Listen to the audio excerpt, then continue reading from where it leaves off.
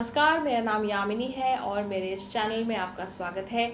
आज मैं आपसे बात करूंगी अक्षय तृतीया के बारे में। तो इस साल अक्षय तृतीया पड़ रही है 26 अप्रैल 2020 यानी कल रविवार के दिन। तो हम समझेंगे कि अक्षय तृतीया का क्या महत्व है, अक्षय तृतीया को हमें क्या करना चाहिए और अक्षय तृतीया का कनेक्शन सिर्फ सोना खरीदने से नहीं है। इस दिन आप और भी बहुत कुछ कर सकते हैं जिससे आपका जीवन बेहतर हो सकता है। तो इससे पहले कि मैं आगे बढ़ूं, अगर आपने सब्सक्राइब नहीं किया है अभी तक तो सब्सक्राइब का बटन ज़रूर दबाएं।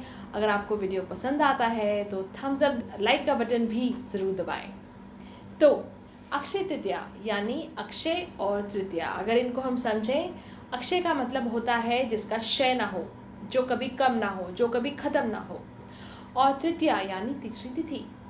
तो अक्षय तृतीया पड़ती है वैशाख मास के शुक्ल पक्ष पे जो तीसरा दिन आता है, यानी तीसरी तिथि आती है उस दिन।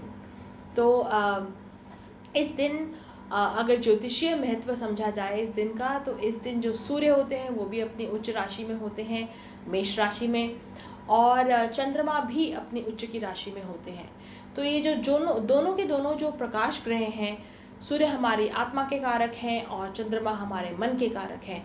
दोनों प्रकाश ग्रह उच्च राशि के होते हैं और ये संयोग जो होता है ये साल में एक ही दिन बनता है और इस दिन अक्षय तृतीया मनाई जाती है। तो देश के विभिन्न भागों में अक्षय तृतीया के पीछे बहुत सारी कहानियाँ हैं जो हमारी पौराणिक कहानियाँ हैं।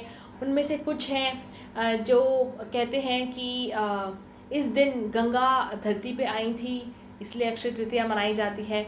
कई लोग इसे परशुराम जयंती के रूप में मनाते हैं क्योंकि माना जाता है कि भगवान विष्णु के छठे अवतार जो ऋषि परशुराम थे उनका जन्म आज हुआ था। ऐसा माना जाता है कि कुबेर की उपासना अक्षय तृतीया के दिन से शुरू हुई थी और भगवान कुबेर धन के देव हैं। और इसके अलावा महर्षि वेदव्यास ने भगवान गणेश को आज से ही अक्षय तृतीया के दिन से ही महाभारत सुनानी शुरू की थी, ये भी माना जाता है। तो बहुत सारी कहानियाँ हैं अक्षय तृतीया के पीछे, पर अक्षय तृतीया एक ऐसा दिन है जो कि शुभ होता है। पूरे दिन आप कोई भी, जब तक ये तिथि चलती है, आप कोई भी शुभ कार्य आराम से कर सकते हैं। शुभ कार्य वो जिनका कि आप कभी क्षय नहीं चाहते, जैसा कि किसी विवाह गठबंधन में जाना, अच्छा अपने लिए कोई अच्छी चीज़ खरीदना, आपकी सेहत के लिए जो ठीक हो, अपने लिए घर खरीदना या कोई वाहन खरीदना, गाड़ी खरीदना, सोना खरीदना।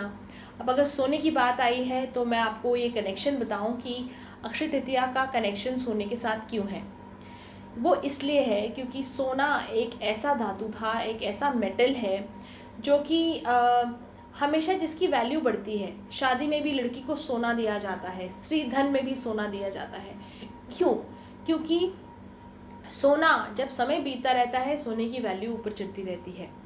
सोना बृहस्पति का धातु है और बृहस्पति किस चीज़ के कारक हैं? बृहस्पति हमारी खुशी के, हैप्पीनेस के, वेल्थ के, हमारे धन धान्य के, हस्बैंड के, बच्चों के, जितनी भी ये शुभ चीज़ें हैं उसके कारक हैं बृहस्पति ग्रह, साथ ही सोने के।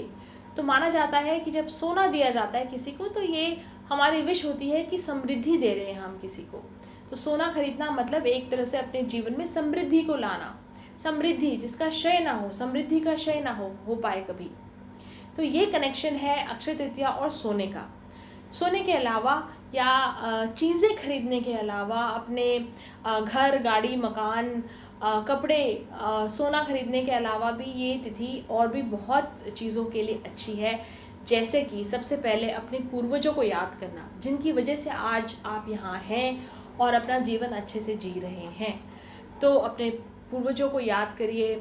इस दिन आप अच्छे कामों की शुरुआत करें।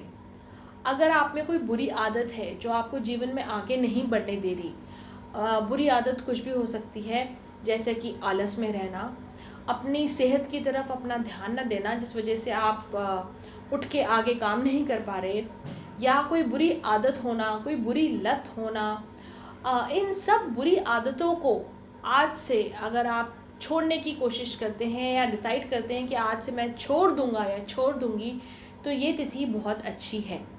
इस दिन देखिए चंद्रमा बहुत मजबूत है, प्रकाश ग्रह दोनों के दोनों बहुत मजबूत हैं, तो आपको मदद मिलेगी, आपको सूर्य और चंद्रमा दोनों से मदद मिलेगी अपनी बुरी आदतों को छोड़ने में और अच्छी आदतों की शुरुआत करने में। तो ये दिन, ये तिथि दान दक्षिणा के लिए भी अच्छी है। तो कहते हैं ना कि जब आप दान देते हैं तो वो आगे बढ़ता है, लोगों की मदद करता है, तो उस दान का क्षय नहीं होगा, वो सही लोगों तक आगे पहुंचेगा, ऐसा माना जाता है। अब ये जो दिन है ये आप कैसे शुरुआत करें इस दिन की, तो अगर इसको समझा जाए तो सुबह उठें, सुबह के वक्त जब सूर्य का उदय होता है, सूर्योदय के वक्त गायत्री मंत्र पढ़ें, सूर्य को देखें, सूर्य की रोशनी में थोड़ी देर के लिए रहें, सूर्य को अर्घ दे सकते हैं। सूर्य की उपासना से इस दिन को शुरू करें। भगवान विष्णु की आराधना कर सकते हैं इस दिन, जो कि हम सबके पालन करता है और सुख समृद्धि को देखते हैं, तो भगवान विष्णु की आराधना होती है इस दिन। और जब सूर्यास्त हो जाता है, जब रात होने लगती है, रात्रि का समय आता है, तो ये बहुत अच्छी तिथि है कि आप कोई मेडिटेशन करें। रात्रि के समय बैठकर मेडिटेशन करना या ऐसी कोई भी टेक्निक यूज़ करना जिससे कि आपका मन थोड़ा स्थिर हो जाए, ज़रूर करें, क्योंकि इस दिन आप अपनी मनस्थिति को, अपने मनोबल को बढ़ाने के लिए कोई भी जब कार्य करेंगे तो उसका क्षय नहीं होगा। तो ये था अक्षय तृतीया के बारे में। आप सबको अक्षय तृतीया की शुभकामनाएं। मैं चाहती हूँ कि आप सेहतमंद रहें, खुश रहें, समृद्ध रहें